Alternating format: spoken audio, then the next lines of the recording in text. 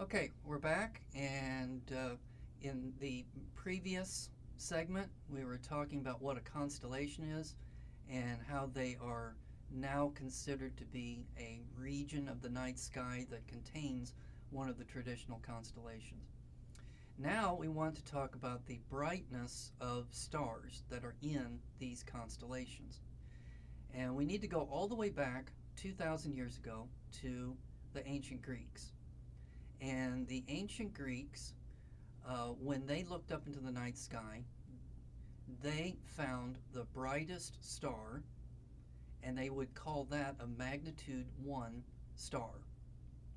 And then they would find another star that would be about 2.5 times dimmer than the brightest star, and they called those particular stars magnitude 2. And then another star that was 2.5 times dimmer than the magnitude 2 star, they called those magnitude 3 stars. And so it was just a kind of a way of referring to stars by their brightness. Well, today we don't use the magnitude scale. We use apparent brightness. So how bright does a star appear to be? Now, why can't we just say how bright is the star? Well, that's a different term. That's going to be called the luminosity of the star. That's going to be L. So apparent brightness takes into account distance. And so if you were to take a 100-watt light bulb and you hold it right in front of your eyes, you'd say, boy, that's a pretty bright light bulb. But if you take the same light bulb and you hold it a mile away and look at it, you'd say, boy, that's a dim one. So that's the apparent brightness. It's still the same light bulb. So it still has the same luminosity, but it has a different apparent brightness. So we'll get more into this later in the course when we talk about the how we measure the brightness of stars.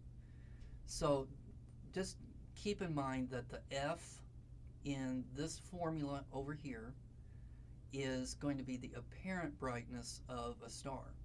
And what we want to be able to do is compare two stars. So we're going to have star number 1 and star number 2.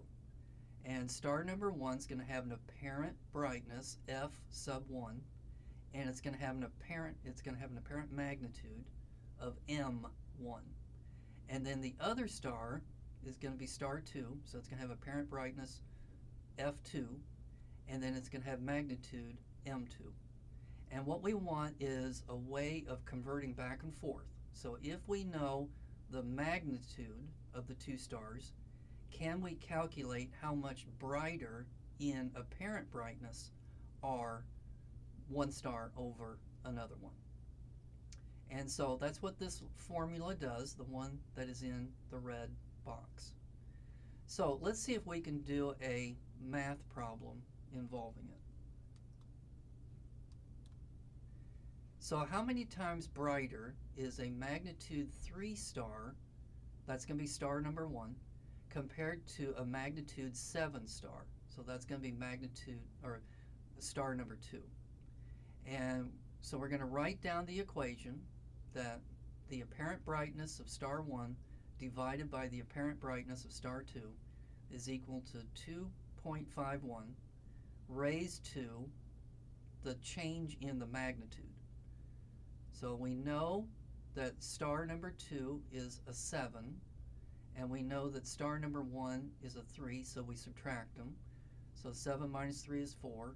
And then on our calculator, we're going to take 2.51 raised to the 4th power, and that turns out to be 39.7. So that star number 1 is 39.7 times brighter than star number 2, as far as its apparent brightness is concerned. Now, if at this point you don't know how to use your calculator to do that problem, then refer back to my other video that I have on math topics. So let's go back now to the original slide, and the ancient Greeks were able to go to magnitude 7 using this system, but a magnitude 8 would have been so dim that they wouldn't have been able to see it. But using modern techniques, using a telescope, we can get the apparent brightness of much, much, much fainter stars. So therefore, we can know the magnitudes of those very, very faint stars.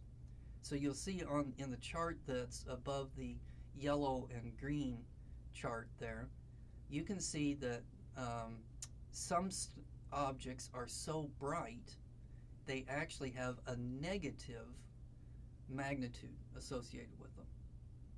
And then those objects up at the very, very top of that chart are the most faint objects that can be seen using the Hubble Space Telescope.